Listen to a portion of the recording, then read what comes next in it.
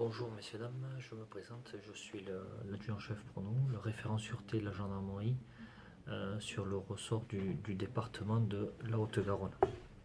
Dans le cadre de la webconférence de ce jour, l'intérêt sera pour moi de vous sensibiliser sur les risques des cambriolages pour lesquels vous pouvez être victime dans vos résidences respectives.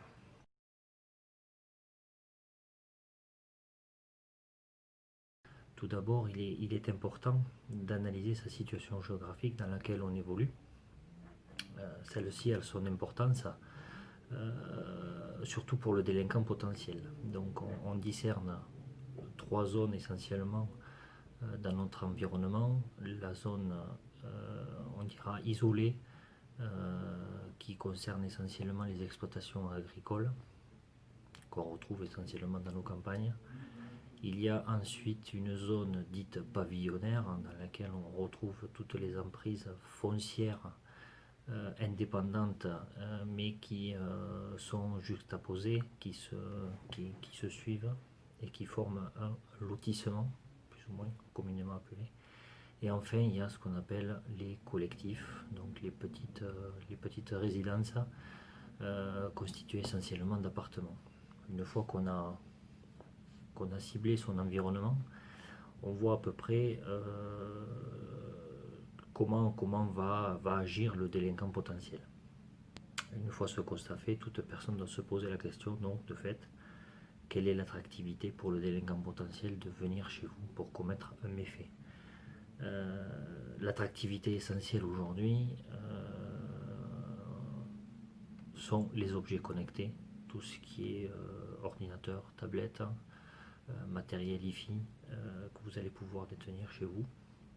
Étant donné qu'aujourd'hui nous vivons dans un monde hyper connecté, tous ces objets-là font partie de notre quotidien et automatiquement attirent de plus en plus les convoitises, vu les prix de ces et puis les demandes sur le marché parallèle de ce genre de matériel. Donc en fait, il est important de prendre en considération le type également de délinquance qui va pouvoir éventuellement vous toucher. On constate, de par les manières d'opérer qui sont étudiées à notre niveau, que c'est essentiellement de la délinquance itinérante et qui agissent très très rapidement sur les secteurs sur lesquels ils vont pouvoir intervenir pour faire un maximum de gains. Un cambriolage, c'est 10-30 secondes maximum. La personne force rentre, dérobe ce qu'elle a à dérober et s'en va essentiellement à pied. On se retrouve avec des bandes qui essayent d'épurer des secteurs assez rapidement. Ainsi, dans le cadre dans lequel on vit, il est important d'avoir une attitude adaptée et de cerner, comme je vous l'ai dit tout à l'heure, l'attractivité sur lesquelles on est susceptible de se voir cambrioler.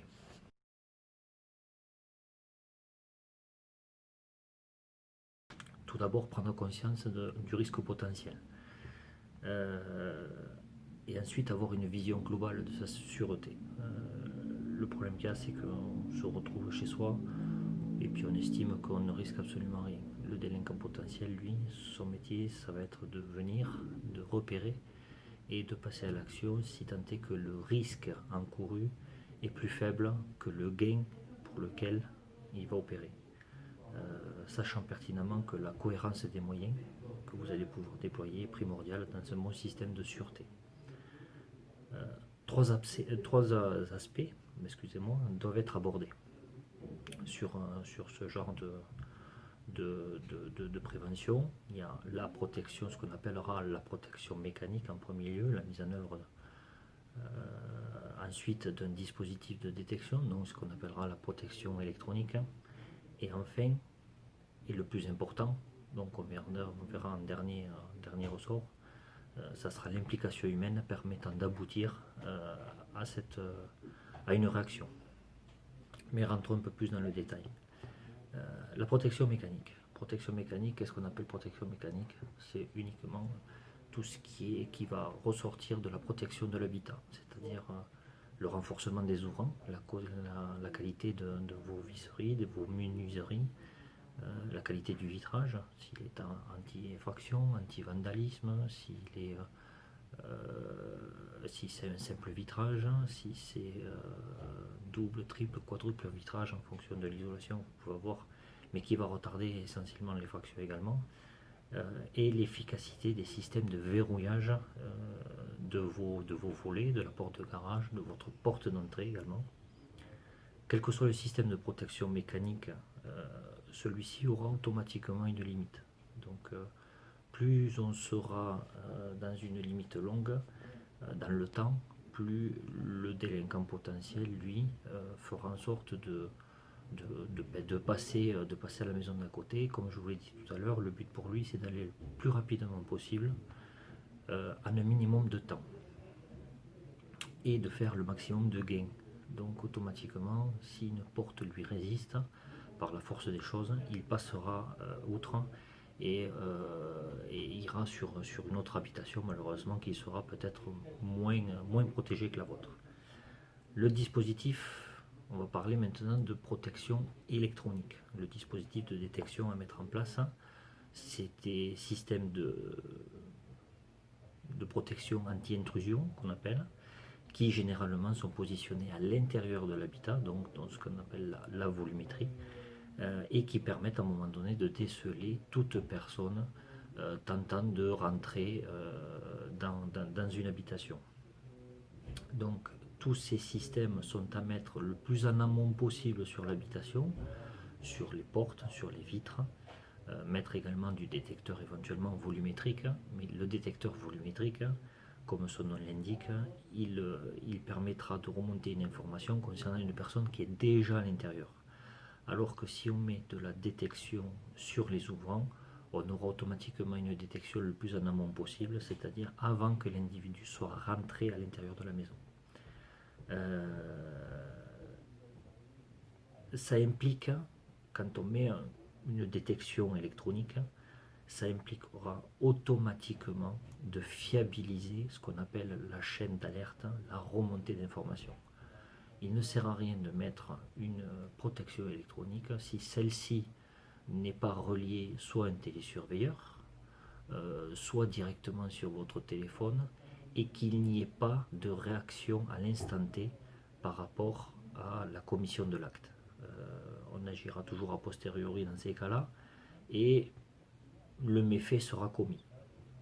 Donc, si possible, quand on essaye d'étudier un système, il faut l'étudier jusqu'au bout, aussi bien sur de la détection que sur la fiabilité de la chaîne d'alerte et de la remontée d'informations, que sur de la gestion de l'alerte derrière, soit avec un télésurveilleur, soit avec vous-même directement sur votre téléphone.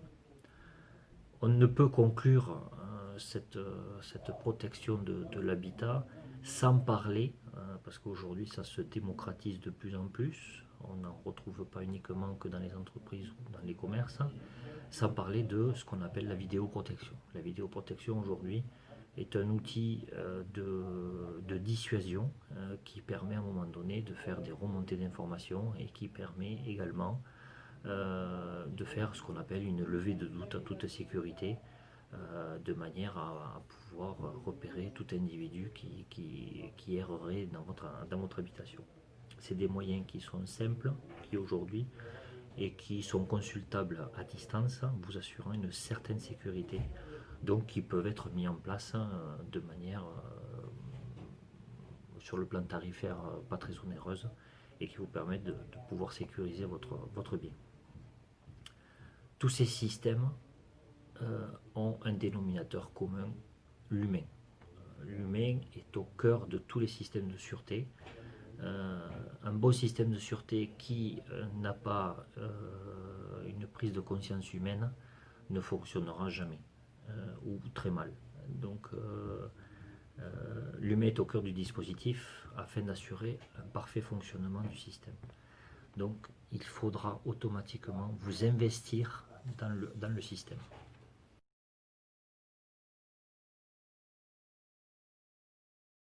Tout d'abord, cette question en amène une autre, à savoir la définition du cambriolage. cambriolage, c'est ce qu'on appelle une atteinte au bien appartenant à une personne. C'est un viol de son intimité, c'est un traumatisme qu'on peut subir, mais il y a quand même une notion qui est très importante, c'est comment est commis ce cambriolage, comment est commis ce fait délictuel. Un cambriolage, tout d'abord, on le définit lorsque il y a un individu qui a pénétré dans votre habitation par effraction, c'est-à-dire qu'il a cassé une fenêtre ou une porte, ou qu'il a forcé à un moment donné une ouverture avec ce qu'on appelle une trace de pesée, avec un levier, et qu'il est rentré chez vous, qu'il vous a dérobé quelque chose. Là, on va parler de cambriolage.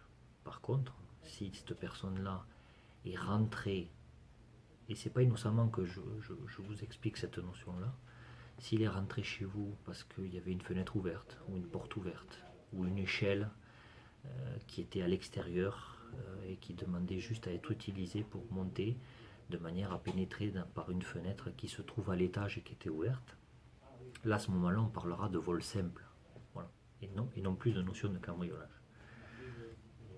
Donc du fait de la question initiale posée, toute personne présente dans une habitation au moment d'un cambriolage, donc c'est-à-dire la nuit quand vous dormez et que tout est verrouillé chez vous et qu'il y a eu une effraction, ne doit pas intervenir.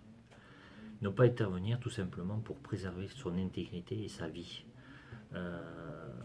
Aujourd'hui, la vie humaine est toujours plus importante qu'un bien mobilier qu'on va pouvoir à un moment donné remplacer, même si ce bien-là a une valeur sentimentale ou financière relativement élevée. Rien ne vaut de préserver une vie humaine. Donc, ne pas intervenir. Le délinquant potentiel, lui, il faut savoir une chose, c'est que quand il rentre dans une habitation, il y a un phénomène de stress et d'adrénaline pour lui, de toute façon, et il va y avoir ce qu'on appelle l'effet tunnel qui va à un moment donné lui faire perdre ses moyens. Il va se concentrer uniquement, exclusivement sur le méfait qu'il doit commettre, et il ne sera pas en capacité de pouvoir réagir calmement si jamais il est surpris par une personne qui à un moment donné, le surprendra dans son forfait. Donc on ne connaîtra pas sa réaction, il pourra être très calme et fuir, mais il pourra aussi éventuellement être très violent et attenter à la vie de la victime. Donc le mieux, c'est éventuellement, si vous en avez la possibilité bien entendu, c'est de faire du bruit là où vous êtes, ça va le faire fuir. Et si vous le voyez, prendre tous les éléments, tenue vestimentaire, attitude, couleur de peau, couleur de cheveux, qui vous permettront à un moment donné de donner ces éléments-là aux enquêteurs pour que les enquêteurs puissent diligenter une enquête et confondre l'auteur et le présenter devant la justice. Voilà. Donc surtout un conseil à retenir sur cette question-là, ne jamais intervenir et relever le maximum d'informations possibles si tant est que vous puissiez le faire au moment de la commission du forfait.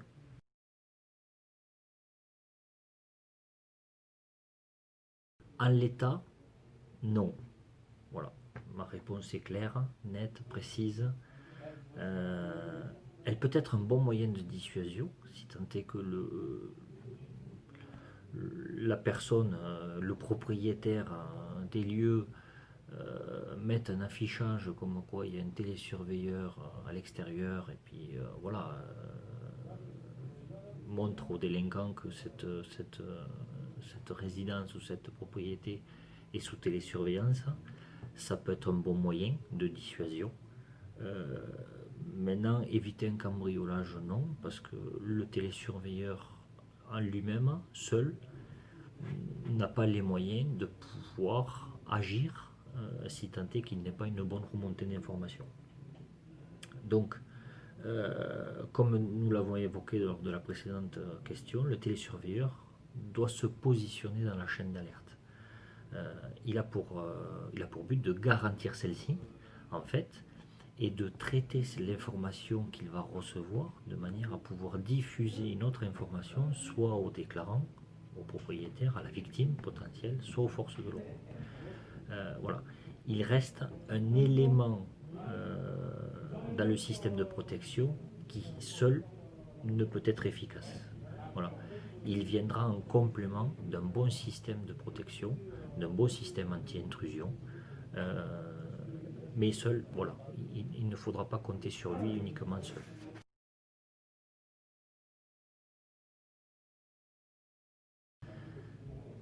Tout d'abord, la difficulté quand on est cambriolé, euh, c'est qu'on se trouve dans une situation psychologique très fragile.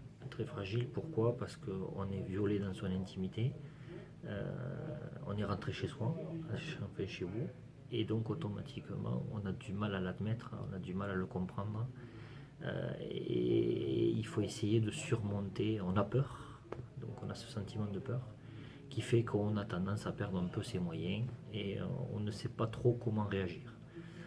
Le but, l'objectif dans cette situation-là, c'est de ne rien toucher sur une scène. Pourquoi? Parce que il va y avoir des enquêteurs spécialisés qui vont venir chez vous, qui vont faire ce qu'on appelle des relevés d'empreintes, de manière à relever les traces et indices exploitables dans le cadre de la recherche des auteurs. Et si vous rentrez chez vous et que vous commencez à, entre guillemets, à souiller la scène en apposant vous-même vos propres empreintes, à un moment donné, on n'arrivera pas à avoir tous les éléments pour confondre les auteurs. Donc l'objectif pour vous, victime d'un cambriolage, c'est faire le 17, ça c'est la priorité, de manière à donner tous les éléments aux gendarmes, enfin au personnel que vous aurez au bout du fil. Si c'est en heure ouvrable, vous serez dans une unité, sinon vous serez au centre opérationnel gendarmerie qui traitera votre appel et qui se chargera d'envoyer des enquêteurs spécialisés sur votre habitation, de manière à procéder à ce qu'on appelle une enquête de voisinage et un relevé d'empreinte. Donc, pour vous, la mission principale, d'une, c'est de ne pas rentrer dans l'habitation, et de deux, éventuellement, pour éviter justement une attente trop longue, parce que dans ces moments-là, c'est toujours trop long, c'est d'aller voir vos voisins et d'aller demander, poser des questions pour savoir s'ils n'ont pas entendu un fait particulier ou des gens ou des personnes ou s'ils n'ont pas vu de véhicule. Tout, tout, tout renseignement sera bon pour les enquêteurs de manière à pouvoir diligenter l'enquête et confondre les auteurs de cette infraction. Il sera très important également d'avoir listé vos objets de valeur de manière à pouvoir donner tous les éléments aux enquêteurs lorsqu'ils vont faire le tour avec vous pour voir ce qui vous a été volé et pour faire un état en fait de votre habitation. Voilà.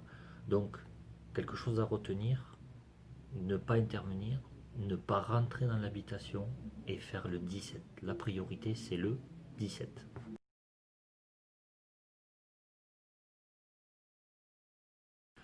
À ce jour, il semble difficile de quantifier l'impact de ce phénomène sur les cambriolages.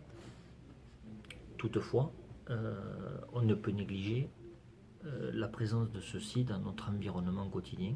On le voit bien. Les réseaux sociaux font partie de notre vie aujourd'hui. Les objets connectés sont hyper présents. Les moyens de communication sont devenus incontournables dans notre vie quotidienne. Donc on ne peut pas dire aujourd'hui on va laisser tomber les objets connectés, on va laisser tomber les réseaux sociaux parce que c'est trop de risques et voilà. Non, il faut vivre avec. Ça peut apporter des choses très intéressantes dans la vie de tous les jours. Donc c'est quelque chose qui reste très important dans notre vie. Seule une attitude humaine et responsable reste le meilleur moyen de ne pas créer une faille dans ce système de communication. Pourquoi? Parce qu'on se retrouve avec des réseaux sociaux qui sont abreuvés d'informations et que seules les personnes qui utilisent ces réseaux peuvent donner. Les réseaux sociaux restent un bon moyen de communication, mais en aucun cas doivent être considérés excusez-moi du terme, mais c'est un peu la réalité, comme une attraction de télé-réalité, en mettant en ligne tous les événements d'une vie et surtout les allées et venues chez vous. Euh, Par exemple, des grands-parents qui s'en vont en vacances et qui mettent sur les réseaux comme quoi ils s'en vont de telle date à telle date au bord de la Méditerranée ou au bord de l'océan. Telle personne qui s'en va faire le tour du monde ou qui s'en va à Bali pendant 3 semaines. Ou telle personne qui est contente parce qu'elle va revoir une amie d'enfance et puis elle va faire un repas samedi soir chez elle. Tout ça, c'est la porte ouverte au délinquant. Le délinquant, lui, il est derrière sa toile. Et qu'est-ce qu'il fait il cherche du renseignement pour savoir si telle ou telle résidence sera inoccupée à telle ou telle journée. Et quand il voit que telle maison est vide pendant une durée de quelques semaines ou de quelques jours, à ce moment-là, il sait très bien qu'il n'y aura jamais personne dans cette maison-là et elle sera libre d'accès pour pouvoir aller la cambrioler et commettre son forfait. Donc faites attention, le délinquant sur les réseaux sont de plus en plus importants. On le voit sur différentes formes d'escroquerie et de vol de données sur l'internet. La toile est quelque chose d'exponentiel. Enfin, les délits sur la toile sont exponentiels. Et puis, il y a quelque chose de très important, et ça, c'est surtout pour les personnes accros à ces réseaux. Les amis de mes amis ne sont pas forcément mes amis. Et certaines personnes, des amis, des amis, des amis, des amis, peuvent éventuellement être des personnes malhonnêtes qui cherchent à commettre des forfaits à l'instar des différentes personnes qu'elles peuvent avoir dans son entourage. Donc, il est primordial d'être raisonnable, d'être raisonné et de faire un usage des réseaux sociaux de manière responsable. Euh, ne jamais donner librement cours à ses absences sur cette toile au risque, à un moment donné, de créer une faille dans sa propre sécurité. Même si on a un système de sécurité, un système anti-intrusion efficace, si pendant X temps la maison est vide, la maison sera vide et le forfait sera commis. Donc veillez à avoir une attitude responsable vis-à-vis de ces réseaux.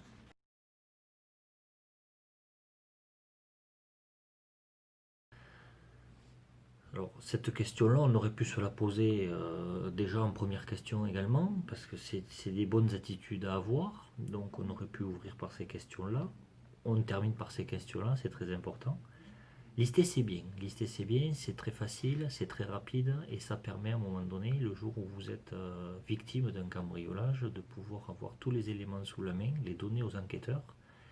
Et si les enquêteurs mettent la main sur les auteurs de cambriolage et qu'ils peuvent identifier vos objets, d'une part vos objets vous seront rendus, mais d'autre part les preuves seront accumulées vis-à-vis des auteurs pour les confondre devant la justice. Lister c'est bien, c'est très simple, c'est une photo, bien sûr des objets ayant une valeur relativement importante, noter les différentes références, la marque de l'objet, et tenir ça soit pour ceux qui sont moins connectés sur un registre papier, soit pour les hyper connectés avoir